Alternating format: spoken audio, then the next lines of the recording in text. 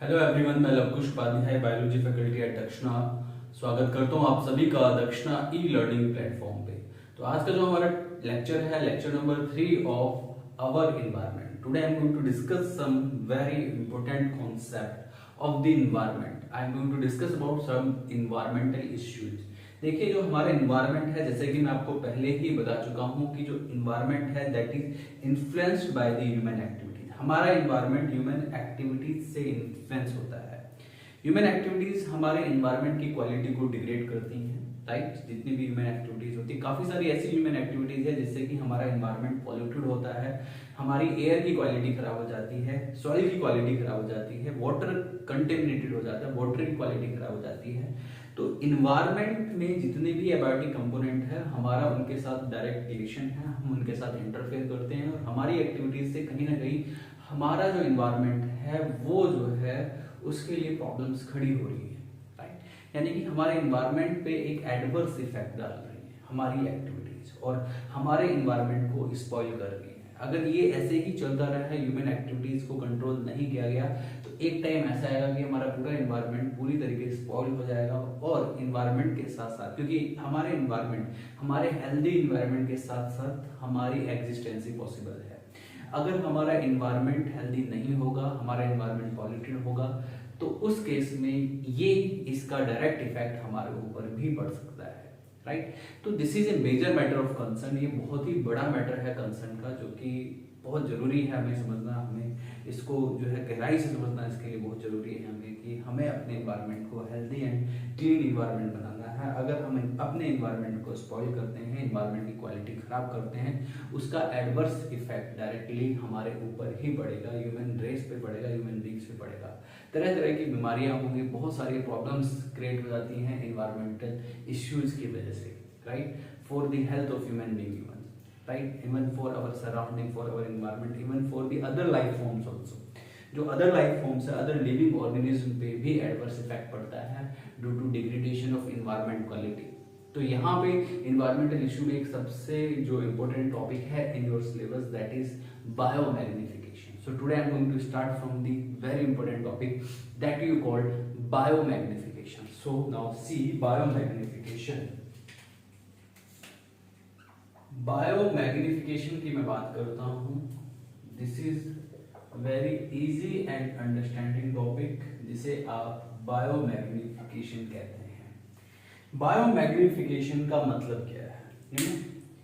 कोई भी ऐसा नॉन डिग्रेडेबल मटेरियल जो कि किसी भी फूड चेन में, राइट, एक्युमुलेट होता है, इसे आप बायोमैग्निफिकेशन कहते हैं। या कोई भी ऐसा टॉक्सिक मटेरियल जो सक्सेसिव ट्रॉफिक लेवल पे जिसकी कॉन्सेंट्रेशन बढ़ती चली जाती है। मैग्निफिकेशन का मतलब होता है बढ़ना, राइट। और हम बायोमैग्निफिकेशन की बात करें, यानी कि लिविंग ऑर्गेनिज्म की हम बात कर रहे हैं, तो यहाँ पे कोई भी टॉक्सिकेंट अगर इंक्रीजिंग ट्रॉफिक लेवल पे, सक्सेसिव ट्रॉफिक लेवल पे किसी भी टॉक्सिकेंट की कॉन्सेंट्रेशन बढ़ती जाती है, इसे आप बायोमैग्निफिकेशन कहते हैं। तो बड़ा सिंपल सा जवाब है बायोमैग्निफिकेशन का, increasing concentration of toxicant, increasing concentration of toxicant up to the successive trophic level, up to the successive trophic level।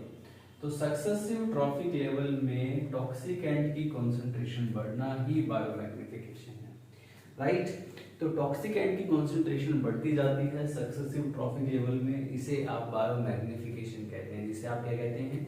जिसे आप बायोमैग्निफिकेशन कहते हैं। Increasing toxicant level, increasing concentration of toxicant in successive trophic level, that is called biomagnification, जिसे कि आप biomagnification कहते हैं, right.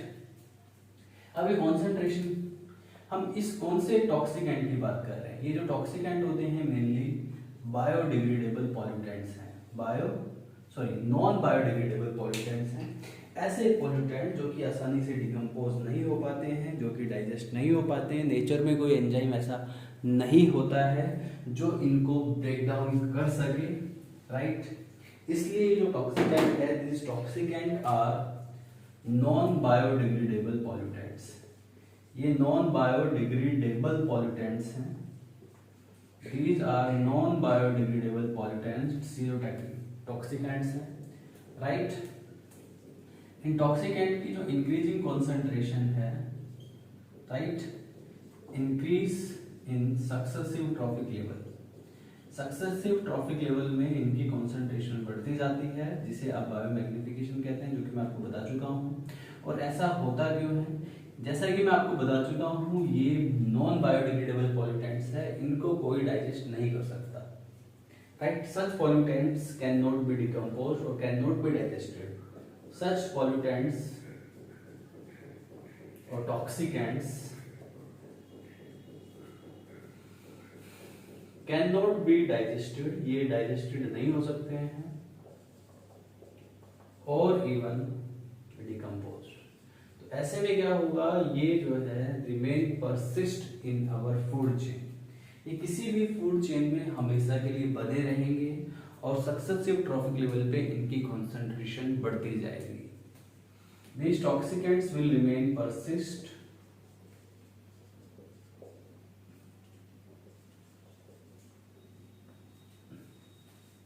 in food chain, क्योंकि एक ऑर्गेनिज्म को दूसरा ऑर्गेनिज्म फीड करता है, और फीड अगर किसी ऑर्गेनिज्म में ये टॉक्सिकेंट है, ये नॉन बायोडिग्रेडेबल पॉल्यूटेंट्स है, वो उसको डाइजेस्ट नहीं कर पाएगा और एज इट इज जो आगे जो अगला जो ऑर्गेनिज्म होगा फूड चेन में, वो उसको फीड करेगा, वो टॉक्सिकेंट उसकी बॉडी में भी एज इट इज रहेगा, क्योंकि इनको डाइजेस्ट कर पाना मुश्किल काम है, ये डिकम्पोज नहीं हो पाते हैं। ये बात आपको याद रखनी है।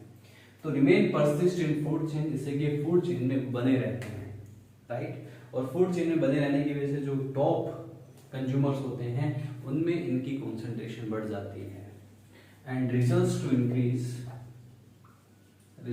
Increase concentration of toxicant in top consumers में इनकी concentration बढ़ जाएगी और their adverse effect can be seen in such consumers, और इनका adverse effect भी देखा जा सकता है।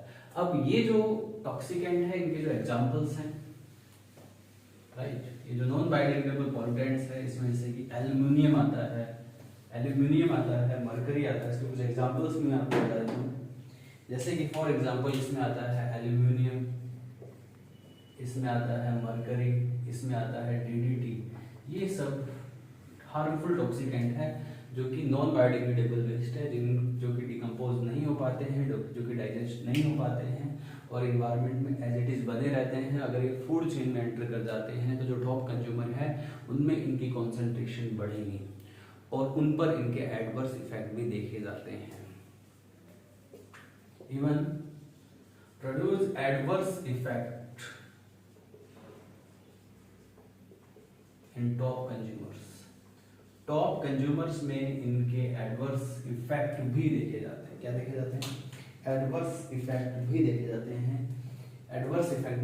हैं। इसका एक मैं एग्जांपल बता देता हूँ छोटा सा आपको, राइट, बड़ा ही सिंपल सा एग्जांपल है। तो इनके बड़े एडवर्स इफेक्ट होते हैं टॉप कंज्यूमर्स में, ये बात आपको याद रखनी है, राइट। ये नॉन बायोडिग्रेडेबल है, ये ऐसे पॉल्यूटेंट है जो कि डिकम्पोज नहीं हो पाते हैं, जो कि ब्रेक डाउन नहीं हो पाते हैं, जो कि डाइजेस्ट नहीं हो पाते हैं। और अगर वो डिकम्पोज नहीं होंगे, डाइजेस्ट नहीं होंगे, ब्रेक डाउन नहीं होंगे, they will remain as it is in food chain. वो फूड चेन में परसिस्ट रहते हैं और उनकी कॉन्सेंट्रेशन फूड चेन में जो टॉप कंज्यूमर्स होगा उसमें बढ़ती जाएगी और सबसे ज़्यादा कॉन्सेंट्रेशन उसमें होगी, जिसकी वजह से उस टॉप कंज्यूमर्स पे, उस स्पीसीज में एडवर्स इफेक्ट देखने के लिए मिलते हैं। इसका एक बड़ा ही सिंपल सा मैं आपको एक एग्जांपल में बता देता हूँ। इसका एक एग्जांपल मैं आपको बताता हूँ। फॉर एग्जांपल ऐसा ही एक पॉल्यूटेंट है जिसको आप डीडीटी कहते हैं। एग्जांपल ले लेता हूँ मैं डीडीटी, ठीक है। डीडीटी जो है ये जनरली एक इस केमिकल का हम इस्तेमाल करते हैं अपने खेतों में। ये इंसेक्टिसाइड और पेस्टिसाइड है, राइट, जो कि केमिकल इंसेक्टिसाइड या केमिकल पेस्टिसाइड है, जो कि हमारी क्रॉप्स के प्रोडक्शन को इंक्रीज करने में हेल्प करता है। डीडीटी का अगर हम अपने खेतों में इस्तेमाल करते हैं, खेतों के पानी से वो डीडीटी रिवर्स में जाता है, रिवर्स से वही डीडीटी ओशन में जाएगा।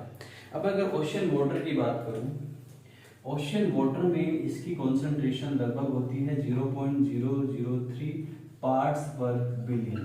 This is the concentration of DDT in water. अब इस वाटर को कंज्यूम करेंगे कुछ फाइटोप्लैंक्टन्स। फाइटोप्लैंक्टन्स में कॉन्सेंट्रेशन बढ़ जाती है 0.003 पार्ट्स पर बिलियन से पर मिलियन हो जाती है। इन फाइटोप्लैंक्टन्स को कंज्यूम करते हैं कुछ जू प्लैंक्टन्स। फाइटोप्लैंक्टन्स मतलब ओशन में जो प्लांट है उनको फाइटोप्लैंक्टन्स कहते हैं। जू प्लैंक्टन्स उनको कंज्यूम करते हैं, फुल फॉर्म लिख सकते हैं आप, राइट। तो ये फाइटोप्लैंक्टन्स मैं कह रहा था, पीपी मतलब फाइटोप्लैंक्टन्स, ठीक है। और यहाँ पे जो कॉन्सेंट्रेशन होगी और ज़्यादा कॉन्सेंट्रेशन बढ़ जाएगी। जू प्लैंक्टन्स में कॉन्सेंट्रेशन लगभग 0.2 पार्ट्स पर मिलियन हो जाएगी। फिर इसको कुछ स्मॉल फिश कंज्यूम करेंगी। स्मॉल फिश में ये लगभग कॉन्सेंट्रेशन इसकी 2 पार्ट्स पर मिलियन देखी जाती है। फिर लार्ज फिश इसको कंज्यूम करेंगी। लार्ज फिश में कॉन्सेंट्रेशन लगभग 4 पार्ट्स पर मिलियन हो जाएगी।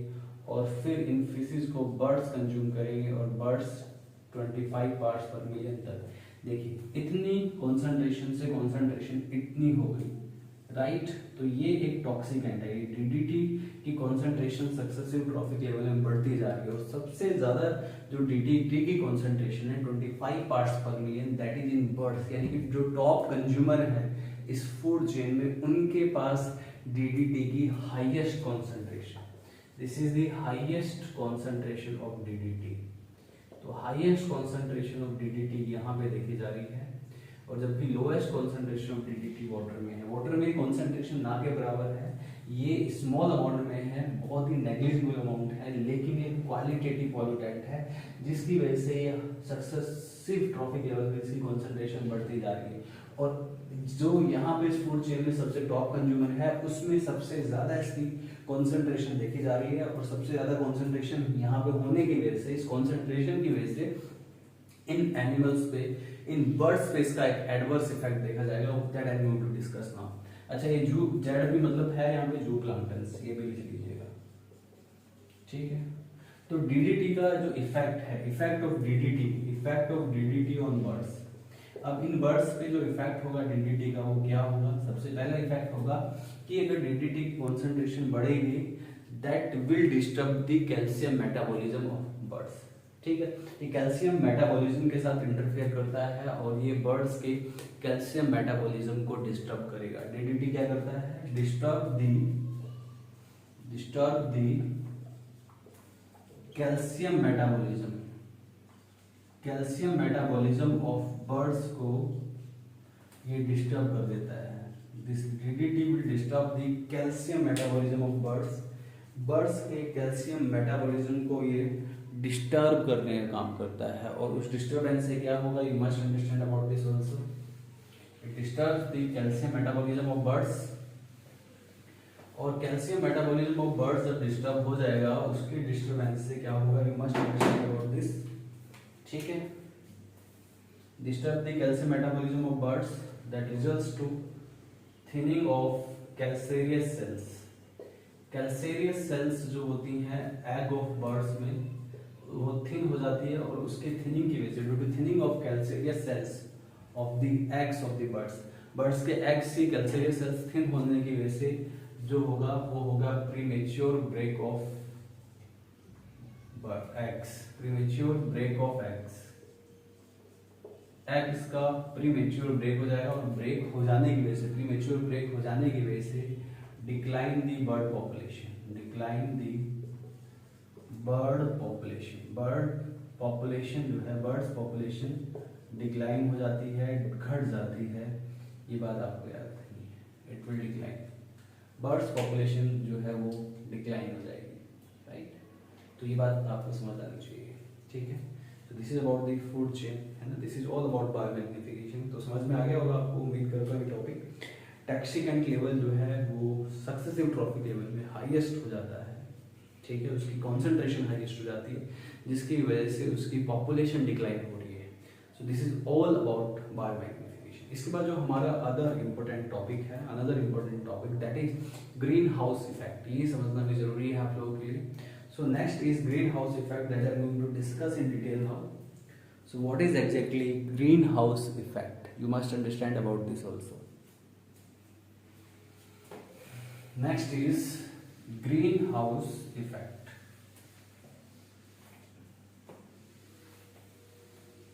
तो जो अगला है हमारा वो है greenhouse effect.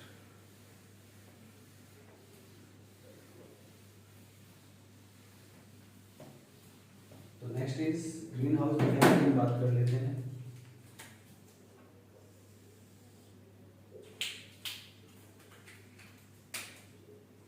Green house effect, green house effect क्या है? ठीक है, ग्रीन हाउस इफेक्ट की अगर हम बात करें तो ग्रीन हाउस इफेक्ट में क्या होता है कि हमारी एटमॉस्फेयर के अंदर जो टेम्परेचर है वो बढ़ जाता है। ठीक है, that you called greenhouse effect due to presence of some greenhouse gases. अगर हमारे अर्थ का टेम्परेचर बढ़ रहा है, हमारा जो ग्लोबल टेम्परेचर है that is increasing day by day, अगर वो हमारा टेम्परेचर बढ़ता जाता है, ग्लोबल टेम्परेचर, इसे ग्रीन हाउस इफेक्ट कहते हैं। Increasing temperature, greenhouse effect का मतलब सिंपल सा है, this is simple phenomenon, this is increasing temperature of earth, that is called greenhouse effect due to right some greenhouse gases.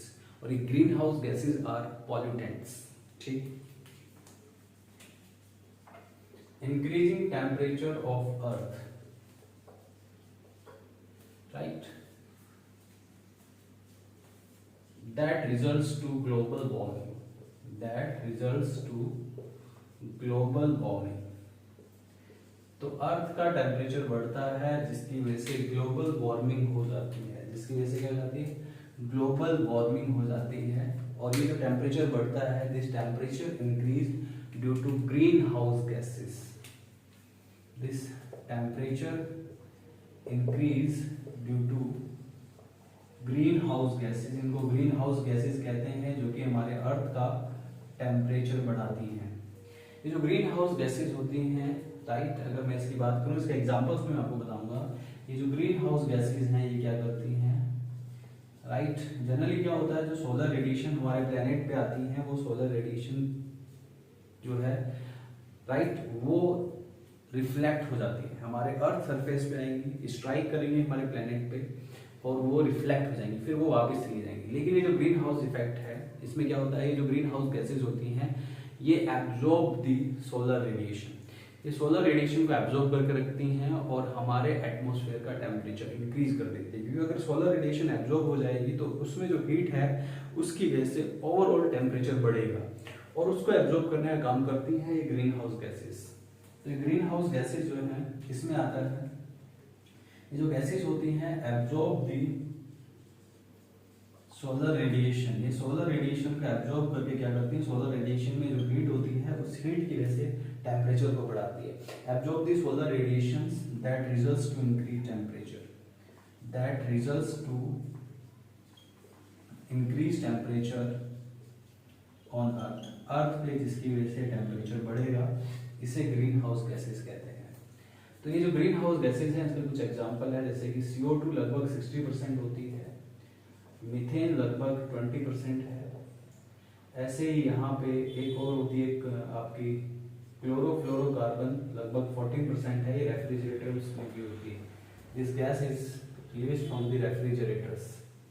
ठीक है, ऐसे ही N2 है, नाइट्रोजन ऑक्साइड लगभग 6% है और कुछ यहाँ पे अदर गैसेस भी होती हैं जो कि ग्रीन हाउस गैसेस का काम करती है, जैसे वाटर वेपर भी ग्रीन हाउस इफेक्ट प्रोड्यूस करती है, जो वाटर वेपर है वो भी ग्रीन हाउस इफेक्ट प्रोड्यूस करता है, क्लाउड्स भी ग्रीन हाउस इफेक्ट प्रोड्यूस करता है, राइट, सल्फेट जो है वो भी ग्रीन हाउस इफेक्ट प्रोड्यूस करता है, ओजोन यानी कि O3 भी, O3 is the ozone, ozone भी ग्रीन हाउस इफेक्ट प्रोड्यूस करता है। तो ये सारी गैसेस हमारे एटमॉस्फेयर में मौजूद है। अगर इन गैसेस की कॉन्सेंट्रेशन बढ़ती जाएगी, राइट, तो उससे क्या होगा, अगर गैसेस की कॉन्सेंट्रेशन बढ़ेगी तो गैसेस की कॉन्सेंट्रेशन बढ़ने की वजह से क्या होगा, गैसेस की कॉन्सेंट्रेशन बढ़ने की वजह से होगा कि यहाँ पे हमारे अर्थ का टेम्परेचर, ग्लोबल वार्मिंग हो जाएगी, अर्थ का टेम्परेचर बढ़ेगा, राइट। तो ये ग्रीन हाउस गैसेस का अपना एक सिग्निफिकेंस भी है हमारी प्लेनेट पे वार्मनेस को मेंटेन रखने के लिए। लेकिन अगर इनकी कॉन्सेंट्रेशन बढ़ेगी तो टेम्परेचर ज़्यादा होगा, और ज़्यादा टेम्परेचर की वजह से हमारे इन्वायरमेंट पे एडवर्स इफेक्ट पड़ सकता है, राइट। तो इन्वायरमेंट को इन गैसेस से हमें बचाना है, हमें अपने इन्वायरमेंट को प्रोटेक्ट करना है। तो यहाँ पे ठीक है, जो अगर हम देखें naturally greenhouse effect is there on this planet, हमारे प्लेनेट पे ग्रीन हाउस इफेक्ट होता है, जरूरी भी है वार्मनेस प्रोड्यूस करने के लिए। तो अगर हम देखें अर्थ का जो टेम्परेचर होगा, earth temperature without green house effect, बिना ग्रीन हाउस इफेक्ट के अर्थ का जो टेम्परेचर होगा वो कितना होगा, लगभग that is approximately -18 degree Celsius, ठीक है। And the present temperature with green house effect, present temperature हमारे अर्थ का कितना है, 15 डिग्री सेल्सियस। ये हम एवरेज टेम्परेचर की बात कर रहे हैं, ये बात याद रखिएगा, ठीक है। With green house effect, without green house effect the temperature of earth will be -18 degree Celsius, यानी कि earth will be very chilled without the green house effect. तो थोड़ा बहुत ग्रीन हाउस इफेक्ट भी जरूरी है, लेकिन अगर ये कॉन्सेंट्रेशन ज़्यादा होती है, गैसेस बढ़ती जाती हैं हमारी एटमॉस्फेयर में, ये जो ग्रीन हाउस गैसेस हैं, तो इनकी कॉन्सेंट्रेशन बढ़ने की वजह से क्या होगा कि यहाँ पे ग्रीन हाउस इफेक्ट ज़्यादा हो जाएगा, और ज़्यादा ग्रीन हाउस इफेक्ट हो जाने की वजह से ग्लोबल वार्मिंग बढ़ेगी, राइट। और ग्लोबल वार्मिंग के हमारे इन्वायरमेंट पे एडवर्स इफेक्ट पड़ेंगे। तो हमारे इन्वायरमेंट को एडवर्स इफेक्ट से बचाने के लिए इनकी कॉन्सेंट्रेशन हमें घटानी है। इनके इफेक्ट्स क्या हो सकते हैं हमारे एटमॉस्फेयर पे, हमारे इन्वायरमेंट पे, और इनको आप किस तरीके से रिड्यूस कर सकते हैं ये भी आपको जानना जरूरी है आपके लिए।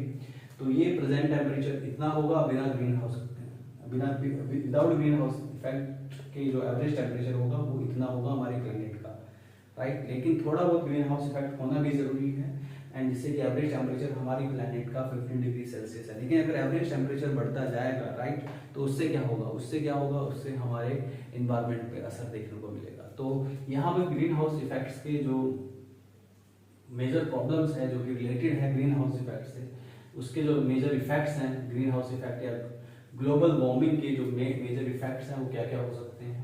देखिए टेम्परेचर बढ़ने से क्या होगा, इंक्रीज ओशन लेवल बढ़ जाएगा। मेल्टिंग ऑफ ग्लेशियर्स जो पोलर एरियाज में जो ग्लेशियर्स हैं, टेम्परेचर अगर ग्लोबल वार्मिंग होगी, टेम्परेचर अगर बढ़ेगा हमारे प्लेनेट का, तो ग्लेशियर्स मेल्ट करेंगे, ज़्यादा मेल्ट करेंगे, इंक्रीजिंग मेल्टिंग ऑफ ग्लेशियर्स की मेल्टिंग बढ़ेगी, और ग्लेशियर्स की मेल्टिंग बढ़ने की वजह से ओशन में वाटर लेवल बढ़ेगा, और वाटर लेवल बढ़ने की वजह से काफ़ी सारे जो आइलैंड हैं वो पानी के अंदर डूब भी सकते हैं, क्योंकि ओशन में अगर वाटर लेवल बढ़ रहा है, ग्लेशियर्स का मेल्टिंग ज़्यादा हो रहा है, तो जो कुछ आइलैंड्स वाले एरिया हैं वो डूब भी सकते हैं, ये बात आपको याद रखनी है, राइट। इवन सबमर्ज आइलैंड जो है सबमर्ज हो सकते हैं। चेंज दी वेदर में चेंज आ सकता है, रेन पैटर्न में चेंज आ सकता है, एंड वाटर लेवल ग्लेशियर्स ज़्यादा ही मेल्ट होंगे तो may be result of flood आने के चांसेस भी होते हैं। तो ये सारे बैड इम्पैक्ट्स हैं ग्लोबल वार्मिंग के। ग्लेशियर्स की मेल्टिंग बढ़ेगी, ओशन लेवल बढ़ेगा तो जो आइलैंड्स होते हैं वो डूब सकते हैं, और अगर मेल्टिंग ज़्यादा होगी तो रिवर्स में भी वाटर लेवल बढ़ेगा, और अगर वाटर लेवल बढ़ेगा तो फ्लड आने के चांसेस होंगे। जो वेदर पैटर्न है वो बदल जाएगा, रेनफॉल पैटर्न बदल जाएगा due to right global warming की वजह से। कहीं पे रेनफॉल ज़्यादा होगा तो कहीं पे रेनफॉल होगा ही नहीं। सारी प्रॉब्लम्स यानी कि इन्वायरमेंट रिलेटेड प्रॉब्लम्स इस ग्रीन हाउस इफेक्ट की वजह से डेवलप होती जाएगी। अब इस ग्रीन हाउस इफेक्ट को आप रिड्यूस कैसे करेंगे, how to reduce such kind of greenhouse effect. इस ग्रीन हाउस इफेक्ट को रिड्यूस करने का जो तरीका है वो क्या तरीका होना चाहिए आपके पास, ये जानना आप लोगों के लिए बहुत बेहद जरूरी है, राइट। तो how to reduce greenhouse effect, ठीक है। ग्रीन हाउस इफेक्ट को रिड्यूस करने के लिए हमें क्या करना है, steps to reduce greenhouse effect और दी ग्लोबल वार्मिंग को कम करने का जो तरीका है हमारे पास वो क्या क्या है। सबसे पहला जो तरीका है ग्लोबल वार्मिंग को कम करने का, ग्रीन हाउस इफेक्ट को कम करने का, वो है फॉरेस्टेशन। जितना ज़्यादा आप पेड़ लगाएंगे उससे ग्रीन हाउस इफेक्ट का लेवल कम होगा, राइट।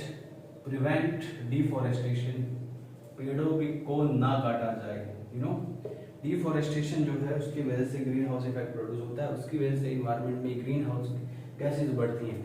CO2 को ग्रीन हाउस गैसेज, जो कि मेजर ग्रीन हाउस गैस है, CO2 60% लगभग होती है, उसका फिक्सेशन कर लेते हैं प्लांट फोटोसिंथेसिस में। अगर प्लांट्स ज़्यादा हमारे प्लेनेट पे होंगे, राइट, फॉरेस्टेशन को आप प्रमोट करते हैं, प्लांट्स को प्रमोट करते हैं, तो उससे क्या होगा, हमारी जो प्लेनेट में CO2 का फिक्सेशन ज़्यादा होगा और ग्रीन हाउस जो गैसेज हैं उनका लेवल कम हो जाएगा, इन पॉल्यूटेंट्स का लेवल कम होगा, और इन पॉल्यूटेंट्स के लेवल की कमी की वजह से क्या होगा कि हमारी अर्थ का टेम्परेचर मेंटेन रहेगा, टेम्परेचर बढ़ेगा नहीं, ग्लोबल वार्मिंग होगी नहीं।